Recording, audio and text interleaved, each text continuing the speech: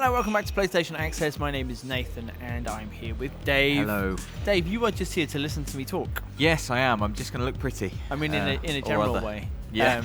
But especially right, now. I see. Today, we have spent most of our day at EA. Yeah. We played Need for Speed. Yes. We played Star Wars Battlefront 2. You're damn right we We did. flew some planes. Oh my Starfighters. Wowzers. Yeah. But one of the things I did, which you didn't get to do, because it was only we squeezed into this little presentation of Fee. And I Yeah. didn't know whether to pronounce it F-E or Fee. Yeah. Do you know now? It's Fee. Okay, good. Feet. Went to a presentation and I was really impressed. And this is, if you can remember Unravel from a couple of years ago, yeah. fits into that kind of slot where EA are bringing smaller developers' game to a wider audience. And they've obviously searched very carefully. Yep. And what they have discovered is Fee. Okay. And it's lovely, man. I don't know anything about it, so I'm looking forward to this. Well, it's a game. It's fairly mysterious, but the basics are you are a really cute-looking lizardy creature. Right. You have kind of spikes coming out your back. Okay. And that with kind of light tips. You've got a cute little face and a tail. Am I on like 2 legs or 4 legs? 2 legs. Okay. Yeah. So you kind of classic kind of platforming design. Yeah. Like a really nice, likable character, but with a bit of a kind of a dark, spiky look to you. But Right. but still, you know, you like this guy. Yeah. And you wake up, and the emphasis of the game is about exploration. And you wake up in a forest, Okay. and the guys who were making the game, they're from Sweden, and they were saying, you know, that again, this is part of what reminds me of Unravel.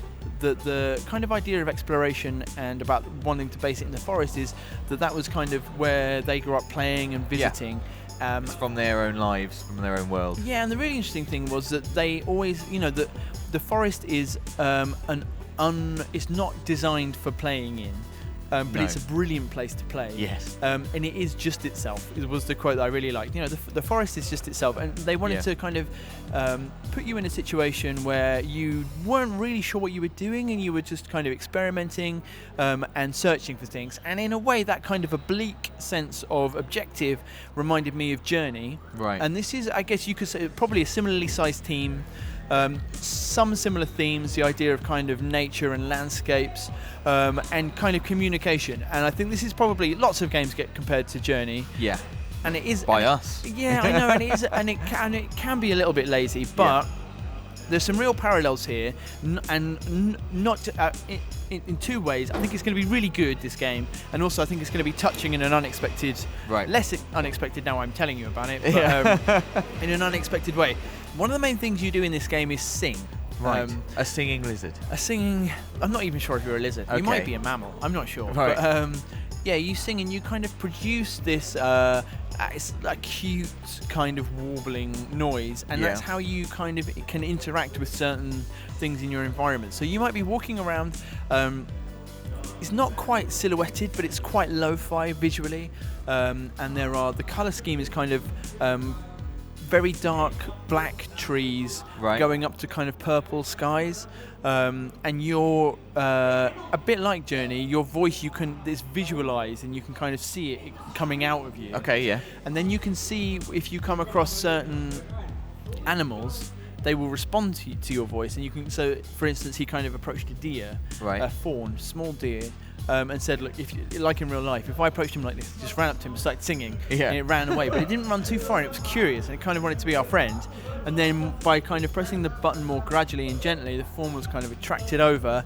And then there was like this lovely moment where you sang just enough, and then the fawn responded, and then there was just a moment and you're friends. Right. And then it's like following you around. And the reason it's good to be friends with the fawn is because the fawn is able to activate elements of the environment that you can't.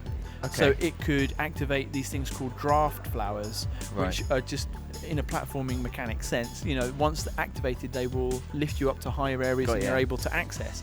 And the game is a lot about trying to connect with the animals that you find. There are loads of different animals, and you can connect with them in different ways, and some of them are going to be shy. Some of them you're just never going to be friends with, like the bear that we saw, and it was scary, and we had to run away. Oh dear. But there's like a big bird that you can talk to, and you can eventually learn the language of the birds, and you can learn other ways to get around this. Like you can glide, and you learn different abilities, and it's all based in the idea of spending time in a world. It's basically textless. I was going to say, I'm getting the impression that you when you say you can learn to do this, you mean literally the player almost. It's like it doesn't really tell you too much. Not really. No, it encourages you to explore, and then there is probably going to be a bit of trial and error, and I guess that that will have its ups and downs. But there will be things which you kind of explore and you can't really do much. So like the draft flower, for instance, I think you can sing to it and it will go hello, but it doesn't really do anything, and you're like, I guess there's nothing happening here. Right. And then you come back and you can eventually learn the deer language as well, and then you can activate your own draft flowers. So it's kind of got Metroidvania mechanics. Yeah. But set within this completely different and open, relatively contained but open world.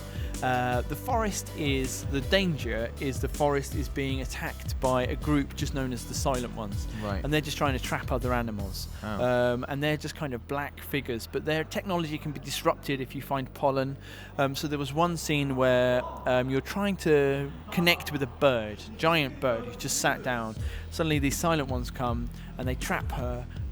But you are able to find some pollen and throw it at this kind of shield they've erected over her. Right. And then she gets sort of super mad and smashes them up.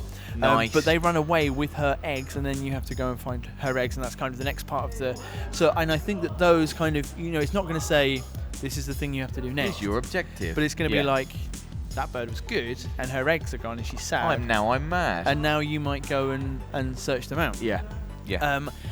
And I don't know, I just felt like it had... So the things that it has in common with Journey are this kind of really kind of fundamental sense of communication with things. Yeah, definitely.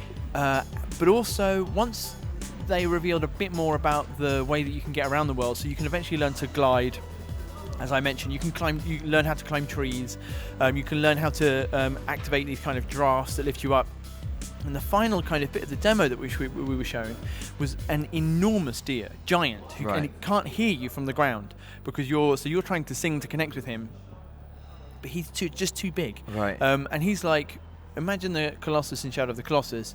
He's like that big, maybe even bigger compared to you. So you climb to the top of this relatively small, admittedly, tree. Yeah. And he's walking over you, and it's like, in like a dinosaur movie where the giant thing is like moving really slowly compared to you, and making like just there's something beautiful about slow moving huge things. Yeah, definitely. And you find a way to grab onto his body, and he's actually, because we're living, it takes place in a quite an ethereal kind of world. This animal has got trees on his body. He's not really a deer. He's some kind of manifestation of the idea of nature in a video game. Obviously. And so you climb to the top, and first of all you're climbing up to the top of trees and then jumping from one to the other because you're quite sprightly. And then you have to glide between them, and then you have to glide between them and activate drafts. And eventually you get to his head, and then you sing to him, and he notices you, and he likes you. Right. And then he teaches you the deer language. Nice. And it was like weirdly moving. Yeah. It was like, and the music was just kind of perfect. You can probably imagine this kind of lo-fi piano and plinky guitars. Yes.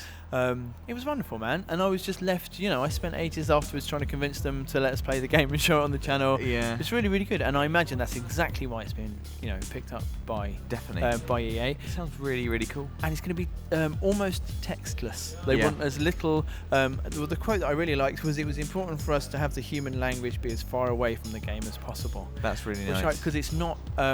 someone...